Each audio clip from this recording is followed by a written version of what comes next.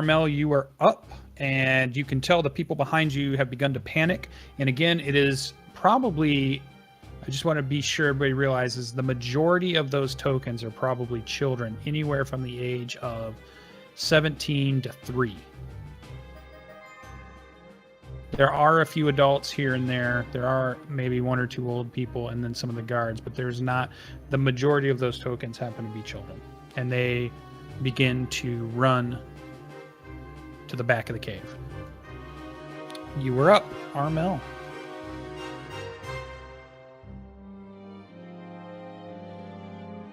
Oof. Was there any way to judge what kind of range that thing is going to have in terms of how much mass came off of the ceiling to hit that poor guard? It seemed, it looks, I mean, the range that it kind of threw that first pseudopod was probably within 5 to 10-ish feet. And then when it dropped to the floor, it's 1 square away from you guys. So you're not quite sure how far out that flings.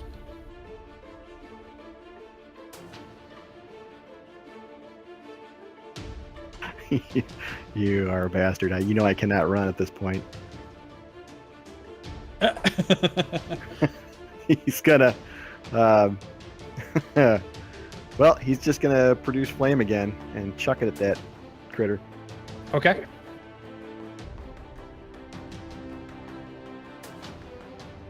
All right, so 7.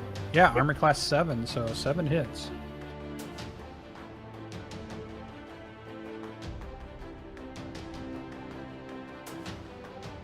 Oh, and they're at that's metagaming. They're at 4 on the turn order. The people behind you, yes. Yeah. Go. 8 points. You are sure, you see that it diminishes its form a slight bit, so you are sure that your fire is hurting it, at least. It's doing something to it. All right, any bonus actions or movement?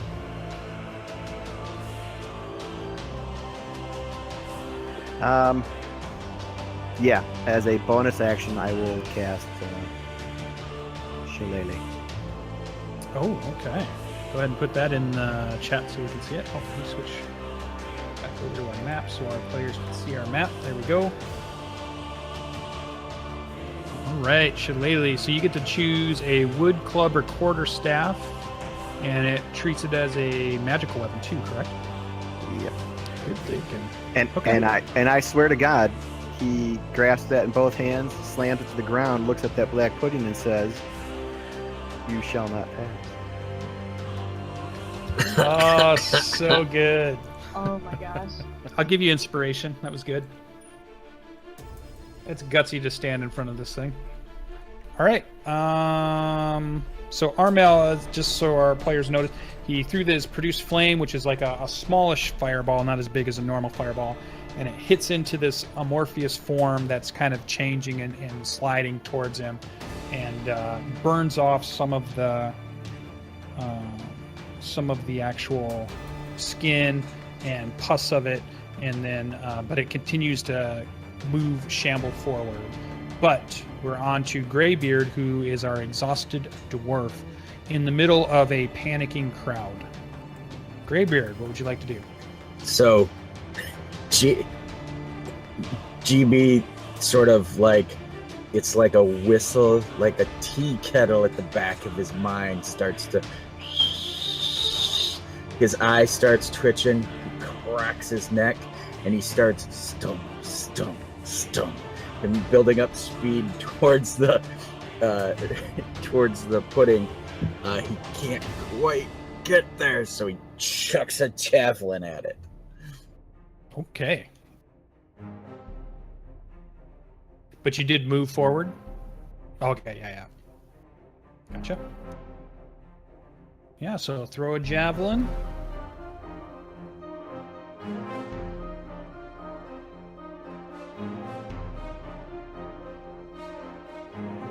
Oh, nice. Yep, javelin will hit.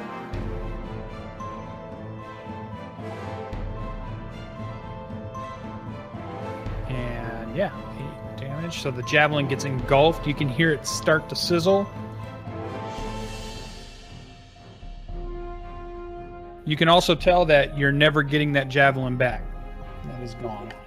Easy come, easy go. It's got the poo on it. Any bonus actions for Greybeard as he runs up and sends a whistling javelin into this blob-like shape of black liquid? No, but now I heft my axe in both hands. Okay. That brings us to Teagraiel is up. All right, I'm going to move up to there and witch bolt to the ceiling. It's now on the ground. It dropped to the ground in front of the cave entrance. Okay. But it was on the ceiling when it made its first attack, and it's now on the ground, just so you know. Cool, then I will witch bolt it on the ground. Okay. 21's a hit. Lightning. Yep. Give me a... Let's go perception check.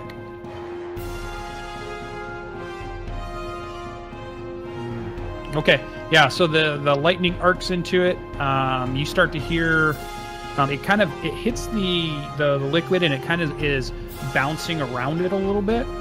But you're not seeing too much other than that. Okay. Any bonus actions? That was movement, attack. Any more that's all. movement or bonus action? No, that's it. All right. That will bring us to Ian. Now, you did hear I think scream? alphabetically, I get to go first out of the 7s. Yeah. Isn't that the hidden rule? And The hidden rule, yeah. No. It's the whoever tips the before DM the I. most. Damn it! I think it's supposed to be looking at your dexes. I Yeah. was just giving you a hard time. What are your guys' dexes? What's Ian's? Mine's 16. Oh, not really that high. What are you? Mine's What's yours, Ian? 13. Okay, so yeah, actually, I think Ardreth is above that. Oh, Then it would just be being- Ian, and then it would be the black pudding. I was. No, that's a actually good just- idea. I didn't see Nope. that. That's the rule. Oh, okay. I was just Yep, being that's the rule. all on the alphabetic side, nothing more. So Ardreth, you also hear it. Okay. The woman next to you Yep. lets out a scream too in response to hearing another scream, and now she's completely terrified that you guys didn't actually clear the tunnel, Okay. and she's back to, oh my god, I'm gonna be eaten or I'm gonna die again. All right. But you hear a commotion happening from somewhere in the caves. Okay. I stand up, walk over to the goblin, pull out my sax, slit its throat, tell the woman to stay calm, and start heading out to the other room. She looks terrified of you now I'm good as with she that. watched that, and yeah, she begins to murmur to herself, and she may have traumatic injury at this point. But go ahead and continue. All right. I tell her we'll be back and start walking down the hallway. How much movement would I have? Give her the shush. Yeah, pretty much. Shut up.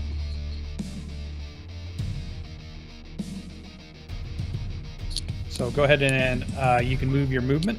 All right. How much was slitting his throat? Was that half my move or my action? No, you were within 5 feet already, so Okay. that's nothing to do that. You don't have to use any movement to do it. And I can- Although you could have just let Ian do it because she's been dying to do it. Oh, I know she would, but I wanted to take that satisfaction. I'm just kidding. All right, and they headed out back towards the main corridor, right? You believe So- so, and Right. that's where you think you hear the commotion. Okay, I'll go at a run, so that's double, right? Actually, go ahead and give me right when you get to that spot. Give Mhm. me perception. Okay. Yeah, good roll. Yeah, you can tell it's coming from the tunnel that's this way. Okay. So I'll finish the rest of my move out. Ian, you see him jog down, and he turns left down there at the tunnel.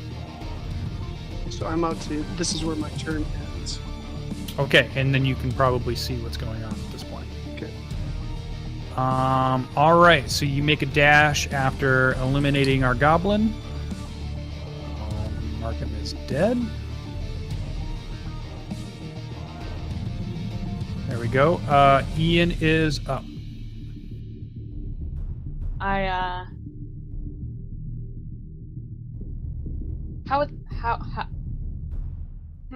does that work? How does switching weapons work in D&D? You get a free action to switch weapons. There's nothing that you can always sheath a weapon or pull a weapon. There doesn't. It's part of your movement action.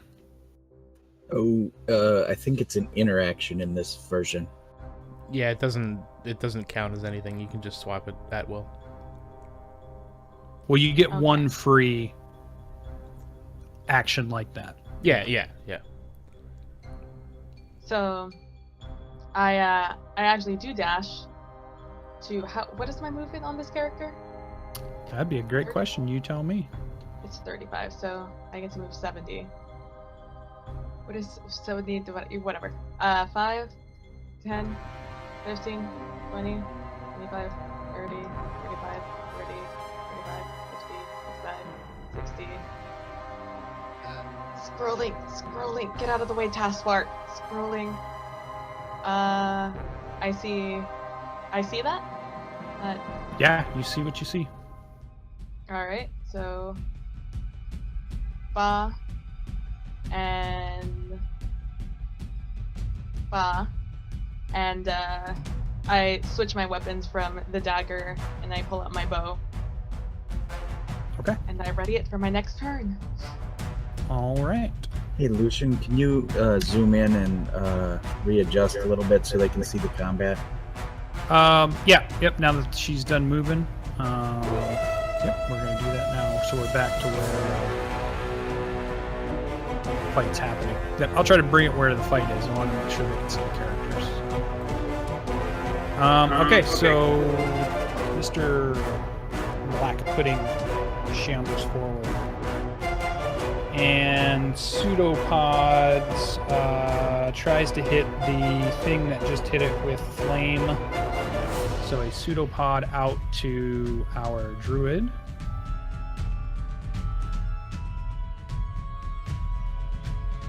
Let's go ahead and roll that. So a 21, which I assume hits your AC for 6 bludgeoning damage. Are you wearing any armor? Yeah, I've got hide on. Okay. So your hide takes damage. Wait, So just mark that it's at a damaged state. isn't it Armel that hit it with the fire? Yeah, that's just who I hit. Oh, I saw you doing a thing over it. Okay, I'm sorry, I'm confused. Go ahead. Yeah, I saw that.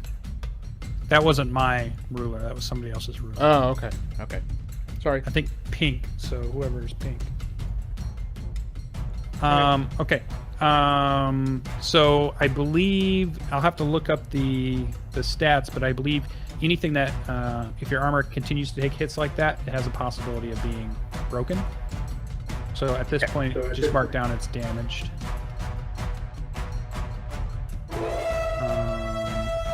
Okay, and it has a -1 AC at this point. So what's its AC normally?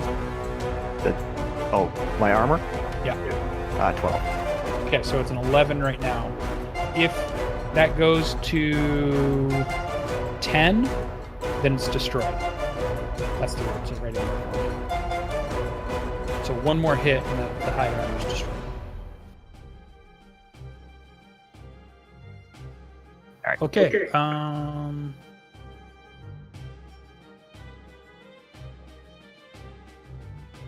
And it's going to stay there. Seems like a good spot. Actually, it's going to try to slither around to get to more people. Hey, I should just tell you right here that that actually drops me to 0. Oh, it's an 11 that goes to 10.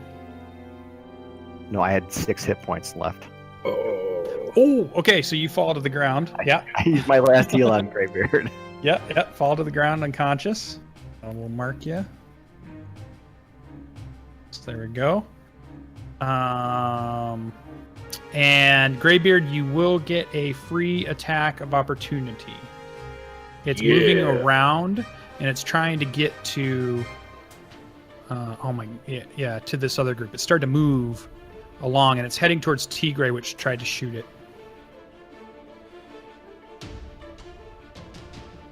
Feel free to stand on me. So its AC is 7, so a 12 hits.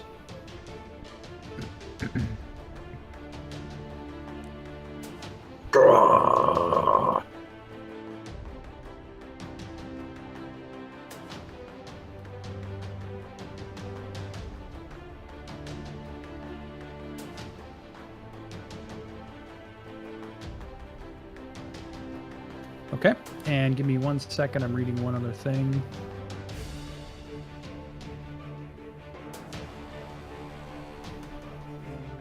Extra rules here for this thing.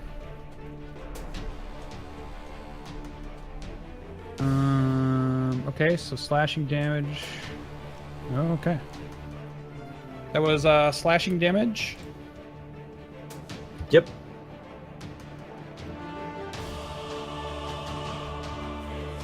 It's running. Ooh, another attack. Oh, double crap.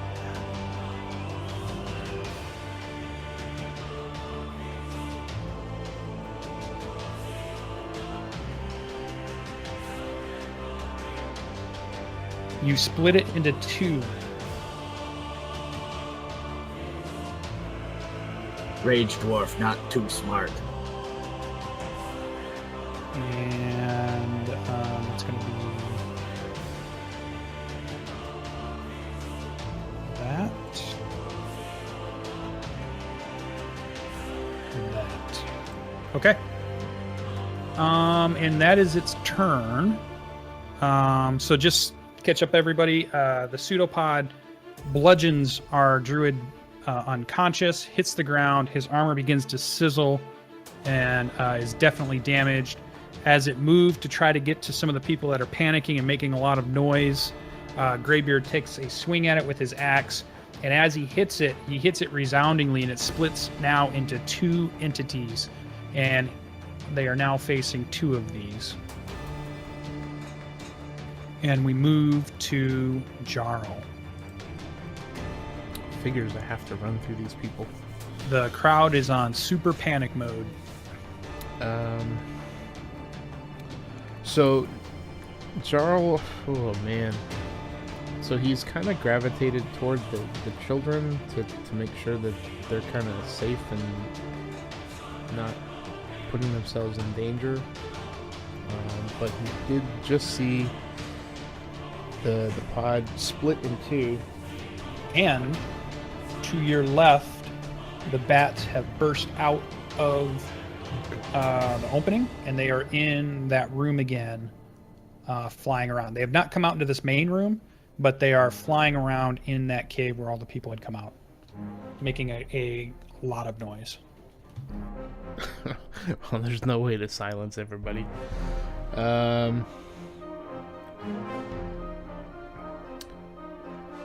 So I try and usher as many as I can toward the back as they're running by. And I'm going to move up here. That's pretty much all I can do. I'm going to chuck a dart at the one beside Armel. There's 2 beside Armel, but okay. Well, one's in front, the one's beside. To the one to the right. Yeah, okay. That one. Perfect. 15's a hit. Okay, for damage. And you hear it whistle into the thing, and you can tell immediately that you're never getting that dart back, as you can hear the sizzle and the pop. Okay. Let's see. I think I have...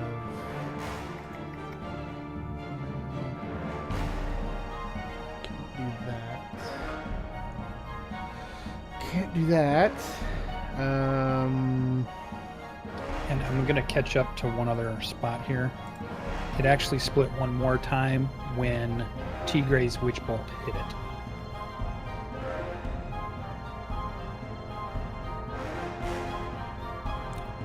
Well, that's not good.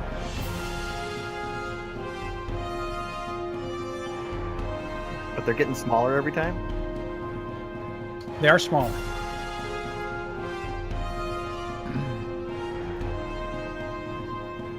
I'm having D&D online flashbacks.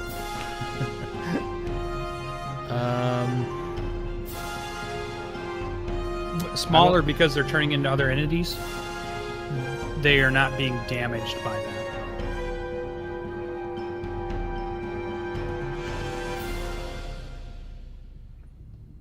It'll be Doesn't each interesting. smaller one go to half hit points though?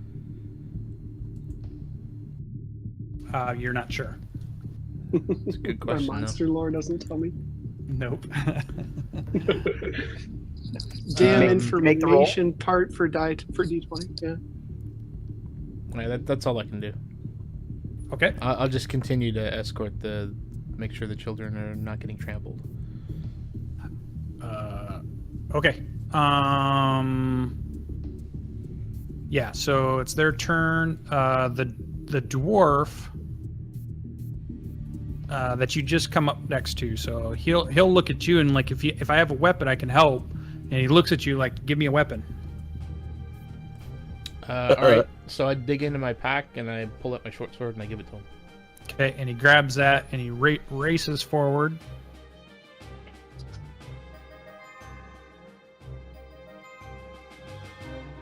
There's a super keen, shiny staff laying on the ground next to my body. And while that's happening, give me a second because the rest of these people, the rest of the regular tokens panic.